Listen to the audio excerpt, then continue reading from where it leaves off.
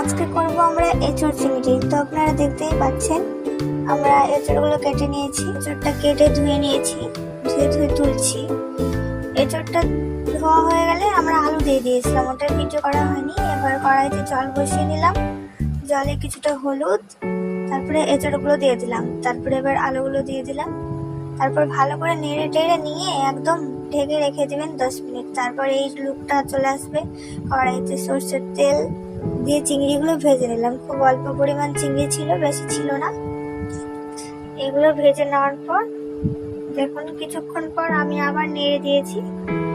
নাড়ার পরে দেখতে পাচ্ছেন এরকম লাল লাল হয়ে গেছে।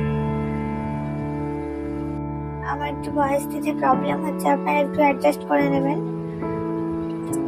দেখুন আমার চিংড়িগুলো ভাজা হয়ে এসছে, নামিয়ে নিয়েছি। তারপর মশলা আদা জিরে মগজ বেটে নেব। তারপর তেলে পাঁচফোড়ন দিয়ে পেঁয়াজ রসুন কাঁচা লঙ্কা দিয়ে ভেজে নেব।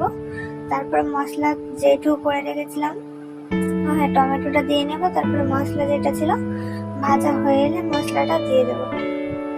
একটু নাড়ার পর আমি টমেটো বেটে রেখেছিলাম, কিছুটা তেলে দিয়েছি, কিছুটা বেটে রেখেছি। সেই টমেটোটা এবার আমরা দিয়ে নেব। ভাজতে থাকুন। এবার আমরা এই শুকনো লঙ্কা গুঁড়ো দিয়ে দেবো।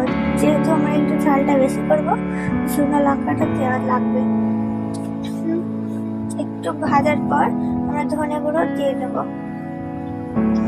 ভাজুন, যতক্ষণ না তেল ছড়াচ্ছে ততক্ষণ ভাজুন। এবার দেখুন আমরা সেই সেদ্ধ করা এঁচড় আর আলুটা দিয়ে ভালোভাবে নেড়ে চেড়ে একটু লবণ দিয়ে দেবো। তারপরে এঁচড় দিয়ে ভালোভাবে কষে নামিয়ে নেব। নামানোর পর গরম মশলা মিট মশলা তারপর কিছুটা পরিমাণ ঘি দিয়ে একদম ঢেকে রেখে দেবো। আপনাদের এঁচড় চিংড়ি কমপ্লিট।